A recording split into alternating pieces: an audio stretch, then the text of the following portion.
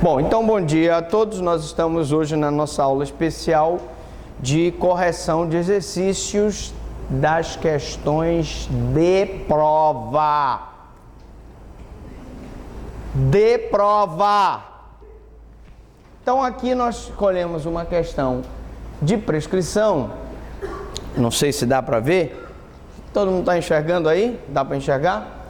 Suponha-se que Célio tivesse praticado um crime de lesão corporal leve no dia 5 de 5 de 84, né? Então vamos colocar aqui no quadro, dá para colocar? A lesão corporal leve, lesão corporal leve, tá? Então eu posso ter na questão de prova penas de 1 a 4 anos, ou posso ter nas questões de prova penas de 3 meses a 1 ano, porque não são, evidentemente, as provas são diferentes. Então, aqui eu tenho uma lesão corporal leve que foi praticada no dia 5 de 5 de 1984. 5 de 5 de 1984. Como o máximo da pena privativa de liberdade é de 1 ano, lógico, se eu pegar aqui o crime de lesão corporal leve, 129 caput do CP, eu vou ter uma pena de 3 meses, a pena dele é de 3 meses a 1 ano. Portanto, eu posso dizer que a pena máxima combinada ao crime é de 1 ano. Portanto, a prescrição da pretensão punitiva da ação ocorreria em 4 anos. Se nós pegarmos aquela tabela do artigo 109, eu tô só com receio que engate bem aqui, ó. Vai engatar aqui já. Então, se você pegar a tabela do 109, nós vamos ver que a prescrição da pretensão punitiva desse crime aqui ocorre em 4 anos. Toda vez que um crime tiver essa pena aqui, pela tabela do 109, a prescrição ocorrerá em 4 anos. Muito bem. Significa dizer que se o promotor de justiça não oferecesse a denúncia até 4 de 5 de 88, não poderia mais fazê-lo em face da prescrição. Lógico. Por que eu falo isso? Porque se o crime, o fato aconteceu dia 5 de 5 de 84, ele teria, na verdade, que oferecer essa denúncia até o dia 4 de 5 de 88. Por que, professor? Porque em 4 de 5 de 88 é o prazo em que esse crime aqui, se não for oferecida a denúncia, prescreve. Ou melhor, se não for recebida a denúncia, prescreve. Por quê? Porque nós temos que ver aí as causas interruptivas da prescrição. E uma dessas causas interruptivas é o recebimento da denúncia. Então, toda vez que o Ministério Público oferece a denúncia e o juiz recebe a denúncia, o recebimento da denúncia ou o recebimento da queixa, se for uma ação penal privada, vai interromper o prazo prescricional. Ou seja, o prazo prescricional vai ser contado do zero, né? Vai ser contado do zero. Então, o raciocínio é, como o crime aconteceu dia 5 de 5 de 84, se a denúncia não for recebida, denúncia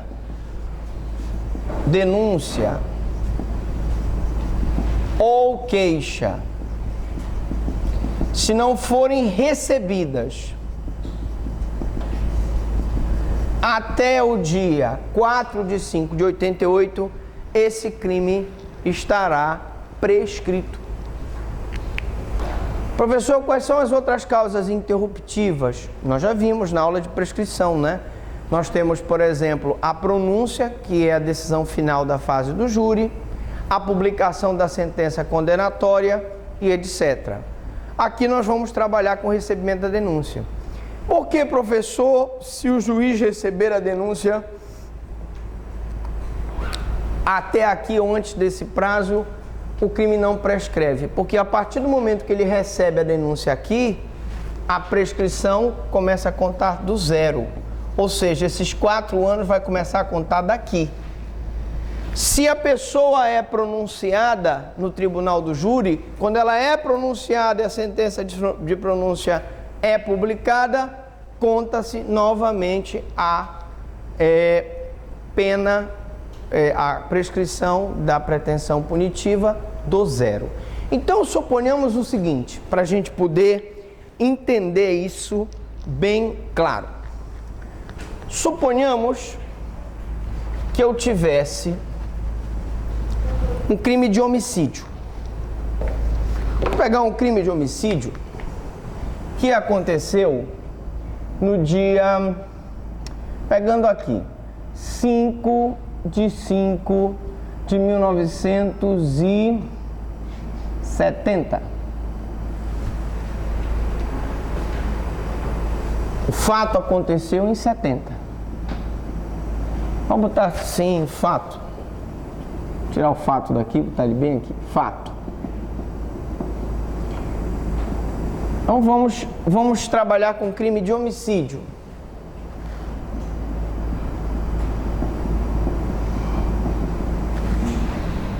O crime de homicídio, vamos botar o homicídio qualificado,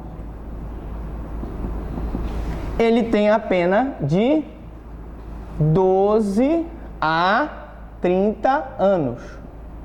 A pena. Logo, o seu prazo prescricional, a prescrição da pretensão punitiva, se dá em 20 anos, conforme a tabela do artigo 109. Um crime de homicídio prescreve em 20 anos. Você olhando para mim, vai dizer, bom, professor, mas o senhor está dando um exemplo de 1970, um crime de homicídio praticado em 1970, nós estamos em 2015, não está prescrito? Pode ser que sim ou pode ser que não. Pode ser que sim, pode ser que não. Por quê? Vamos lá, vamos trabalhar isso aqui. 20 anos, não é? Vamos fazer o cálculo aqui. Quem pode me dizer quando é que prescreve esse crime? 70, né? Mais 20 anos, 90. Então esse crime aqui, ele vai prescrever em 4/5/1990. Todos concordam? Se são 20 anos, você na contagem do prazo exclui o dia do início e exclui o dia do início e inclui o dia do fim, né? Então você aqui sabe que vai estar prescrito o crime dia 5/5/90. Todavia, se eu dissesse para vocês que no dia 3/5/90, o juiz recebeu a denúncia.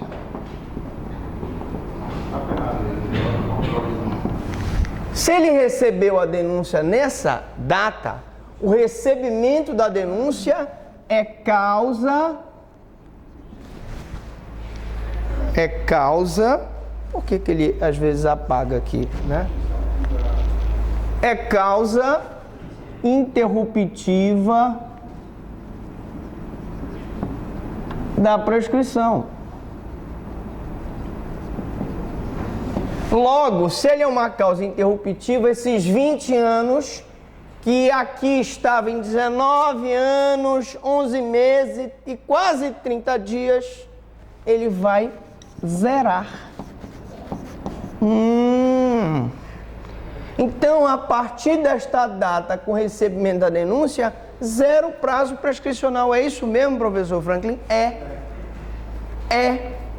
E quer dizer, professor, que os 20 anos vai contar aqui de novo dos 1990? Vai.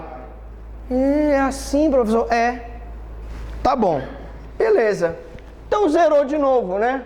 3/5/90. Beleza? Data em que foi recebida a denúncia. Recebimento da denúncia ou queixa. Tá. Continua o prazo de prescrição da pretensão punitiva de 20 anos, não continua? Ele zerou porque foi recebida a denúncia, não zerou? Qual é o próximo prazo para prescrever o crime? 2/5/2010. Vamos botar aqui. Beleza. Nós sabemos que se esse processo de crime de homicídio não tiver uma decisão até 2/5/2010, o que vai acontecer? Vai prescrever.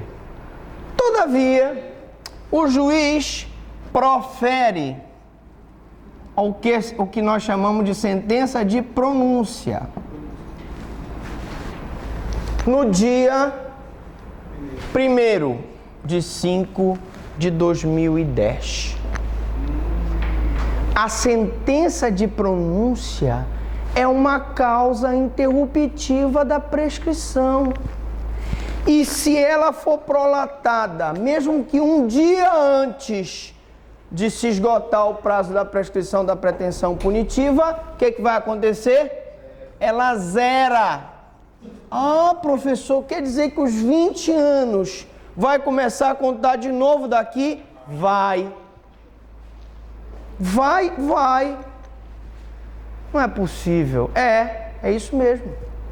Então, professor, quer dizer que a pronúncia é uma causa interruptiva da prescrição. Beleza. Causa interruptiva da prescrição. Significa dizer que se ele for pronunciado, a sentença for publicada, no dia 1/5/2010, vai zerar de novo esse prazo de prescrição. Repare que o crime aconteceu em 70. Nós já estamos em 2010. Para quem não entende o que é pronúncia, eu vou fazer uma pequena observação. Você que está estudando aí. Nós temos 4 decisões no final da primeira fase do júri. E aí você pode assistir a aula também de Tribunal do Júri, que também já está disponível. Lá na aula de Tribunal do Júri, a gente ensina que nós temos 4 decisões. A pronúncia, a impronúncia, a desclassificação e a absolvição sumária. Na pronúncia, o juiz entende que houve indício da autoria e prova da materialidade para o crime doloso contra a vida. Na impronúncia, o juiz entende que não houve prova da autoria e materialidade do crime doloso contra a vida. Na desclassificação, o juiz entende que não houve crime contra a vida, seja na sua forma consumada, seja na sua forma tentada. E na absolvição sumária, o juiz entende que o réu praticou o fato ou albergado por uma legítima defesa, um estado de necessidade, ou estrito cumprimento do dever legal, ou exercício regular do direito. Vamos repetir? Repetindo.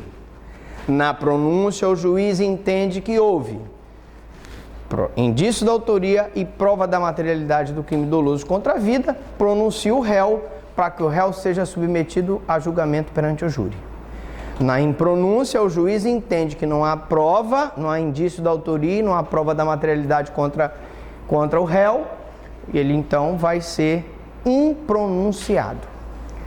Na desclassificação, o juiz entende que o réu não pode ser julgado pelo júri porque ele não praticou crime doloso contra a vida, quer seja na sua forma consumada, quer seja na sua forma tentada. Então, o juiz do júri vai encaminhar aquele processo para o juiz por exemplo, singular. E na absolvição sumária, ele entende que o réu praticou o fato albergado por uma legítima defesa, um estado de necessidade, um estrito cumprimento do dever legal, só como uma excludente de ilicitude. Tá bom? Então são essas 4 decisões do Tribunal do Júri. Só uma delas, que é a pronúncia, é que é causa interruptiva da prescrição. Quer dizer, professor, que então, se ele for pronunciado, vai zerar novamente o prazo prescricional? Vai!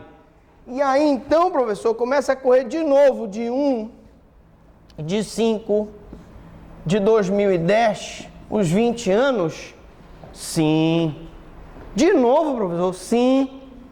Ele foi pronunciado, vocês concordam? Ele foi, então, submetido a um julgamento perante o Tribunal do Júri. Então, essa aqui foi a data da pronúncia, não foi? O júri tem até quando para processá-lo sem que haja prescrição? Até o dia 30 de abril de 2030. São 20 anos, se é 2010 mais 20, 2030. Se o júri não proferir uma sentença até o dia 30 de 4 de 2030, o que acontece? Prescreve. Todavia, suponhamos que o júri proferisse uma decisão condenatória no dia 29 de 4 de 2030. Que beleza, hein, mano? 2030. Ora, nós estamos aqui no dia 29 de abril de 2030. Se ele for publicada a sentença condenatória que o condenou pela prática desse homicídio no júri, novamente essa sentença penal condenatória é uma causa interruptiva da prescrição e novamente vai zerar os 20 anos. Professor, de novo vai zerar os 20 anos? Vai. Causa interruptiva da prescrição zera. Então, quer dizer, professor, que aí ela vai me dizer assim, bom, professor, mas acontece que agora já não é mais prescrição da pretensão punitiva. A partir daqui eu já tenho uma sentença condenatória, vai ser prescrição da pretensão executória. E essa prescrição da pretensão executória, nós temos até o dia 28 de 4, né? Só botando aqui, primeiro eu vou botar aqui, se dia 29 de 4 de 2030 foi publicada a sentença condenatória, né? Desde que não haja recurso e ela transite para a acusação e para a defesa, nós temos aqui a prescrição da pretensão executória de executar essa pena. Até quando o Estado pode executar a pena? Até o dia 28 de 4 de 2050. Professor, 2050, um crime que aconteceu em 1970. Sim, senhores. Sim, senhores. É isso mesmo. Aquela ali está horrorizada. Veja o olhar dela de terror. Parece até que ela viu a Annabelle, não é? É a causa interruptiva da prescrição. Então preste atenção que, meu amigo, foi um cara que era meio doido. Bom, mas o que eu quero te dizer, aqui, lógico, nós estamos numa revisão em que eu dou um caso hipotético. Dificilmente uma situação dessa acontece. Mas é para mostrar para vocês que vocês têm que ir medindo a prescrição conforme passam os marcos interruptivos. Nós temos situações, um júri inclusive recente de um cidadão que foi morto em 1980, né? E continua aí rodando, né? Foi condenado, vai ter o recurso. Beleza, então, posso apagar isso aqui? Que eu preciso apagar para poder resolver o problema. Isso aqui foi só para vocês entenderem as causas interruptivas da prescrição, tá? Deu para entender as causas interruptivas da prescrição? Para cada marco interruptivo, a prescrição zera. Nós temos aqui, como causa interruptiva da prescrição, a gente começa da data do fato, aí vai até o recebimento da denúncia. Depois nós temos do recebimento da denúncia para a pronúncia. Depois nós temos da pronúncia para a publicação da sentença condenatória, né? E aí, a partir da publicação da sentença condenatória, nós temos a prescrição da pretensão executória, porque aí já vai ser execução da pena, tá? Beleza pura? Bom, não vai cair essa questão, evidentemente, na prova, mas essa daqui vai. Então, vamos continuar aqui. Uma questão parecida com essa vai. Então, vamos trabalhar em cima dessa questão. Posso apagar agora? Bom, quem não copiou, copia depois do colega. Tá? Então, vamos lá, papai. Trabalhando. Eu estou tentando fazer bastante grande a letra. Vou tentar fazer ainda maior para poder sair melhor na filmagem. Mas quem não conseguiu ler a letra, pelo menos tá, eu estou falando tudo o que acontece aqui. Bom, então, senhores, vamos voltar ao nosso problema. Se o fato aconteceu, gente, no dia 5 de 5 de 1984, como o máximo da pena privativa de liberdade é de 1 ano, porque isso é uma lesão corporal leve, cuja pena é de 3 meses a 1 ano, é de 4 anos, se o promotor de justiça não oferece a denúncia em até 4 de 5 de 1980, não mais poderia fazê-lo em face da prescrição. Então, gente, se o fato ocorreu no dia 5 de 5 de 84, nós já vimos que o promotor tem que oferecer a denúncia, e essa denúncia tem que ser recebida, porque, professor, é o oferecimento da denúncia ou é o recebimento da denúncia que é... A de 88, vai lá. É. Que interrompe a prescrição. É o recebimento da denúncia pelo juiz. É o recebimento da denúncia pelo juiz. Tá? Ele acabou de sair na filmagem. Eu vou cobrar dele direitos autorais, que ele acabou de sair na filmagem. Então, vai sair. A extinção vai zerar, a causa interruptiva zera, sai o prazo prescricional se o juiz receber a denúncia, tá? Professor, então quer dizer que se essa denúncia não for recebida até 4 de 5 de 88, o crime prescreveu? Prescreveu. Tá bom, já entendemos isso, né? Suponha-se, entretanto, que a denúncia viesse a ser recebida no dia 30 de 10 de 84. Ora, desculpa, 3 de 10 de 84. Se o fato aconteceu em 5 de maio e foi recebido em 3 de outubro, eu pergunto, o crime está prescrito? Não. Então, se essa denúncia, ela não foi recebida aqui, mas ela foi recebida no dia 3 de 10 de 84, não é isso? O recebimento da denúncia. O recebimento da denúncia é causa interruptiva da prescrição? Sim ou não?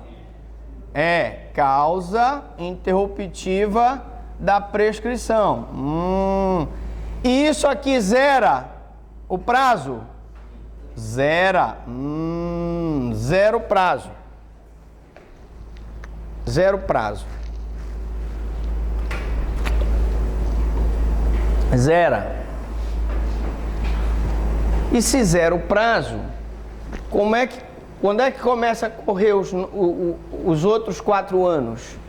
Do dia 3 de 10 de 84, começa a correr outros 4 anos para o novo prazo de extinção da punibilidade pela prescrição. Muito bem. Então a denúncia foi recebida no dia 3 de 10 de 84, interrompendo o prazo prescricional. Todo mundo concorda? Quando a denúncia é recebida, ela interrompe o prazo prescricional. Enseja que recomeçasse a ser contado por inteiro de novo. Ele zera.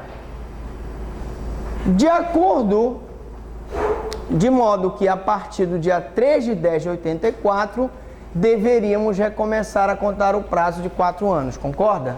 O recebimento da denúncia zera e a partir daqui eu começo a contar de novo o prazo. Beleza pura? Beleza. Bom, o juiz deveria proferir então a sentença no dia 2 de 10 de 88. E aí presta atenção. Professor, por que aí não entrou a pronúncia? Porque é uma lesão corporal leve. E a lesão corporal leve é julgada, você saiu na filmagem. Pode passar para aparecer de novo. Vem logo aqui na frente, logo, para a gente aparecer junto aqui. Um abraçado. Você apareceu, porque a filmadora ela tá pegando assim. Você colocou bem aqui, eu vou dizer que você é meu assistente de palco. Apareceu de novo, tá vendo? Para todos os efeitos, se vocês verem, é um assistente de palco, né? Ele tá aqui assim. O cara do som, o cara do som. É a franquete,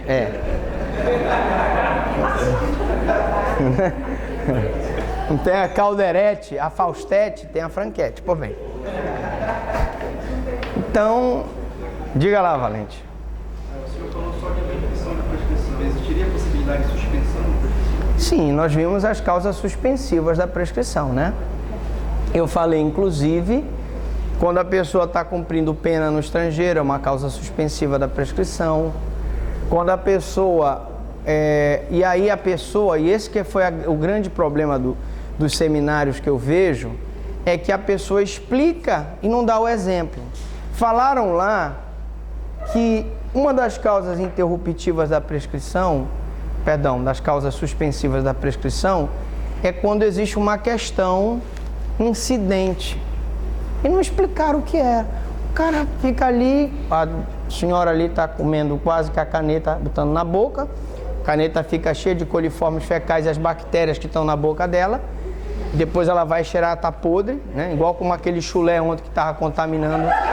Tinha um cara com chulé que, o professor vem dar revisão com chulé, não dá. Aí não dá, me demito, não dá. Não tem condição. Por favor, lave seu pé com sabão grosso e jogue um talco. Bala. Porque é brincadeira, né? O cara vem. Mas enfim, isso é só para descontrair. Bicho, tava aquele chulé de levanta defunto. Tava podre. Bom,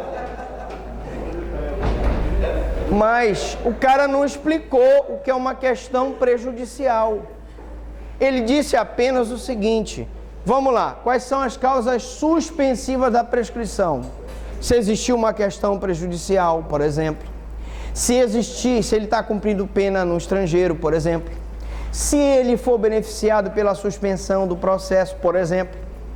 Tudo isso é causa suspensiva da prescrição, mas ninguém explica o que é. O que o caboclo quer saber, caboquinho lá do Marajoara quer saber, é o que é essa questão prejudicial. Então vamos ao exemplo que ninguém deu. Bom, lembro da história do seu Miguel da Selpa. O seu Miguel da Selpa era um cara bem casado, lá em Castanhal. E ele teve 2 filhas em Castanhal. Lembra da história do Miguel da Selpa? Alguém lembra? E aí, por algum motivo, não deu mais certo o relacionamento dele com a mulher em Castanhal. Ele fugiu para São Sebastião, da Boa Vista, e lá se casou com uma outra mulher e teve também 2 filhas. Já fazia filha ele.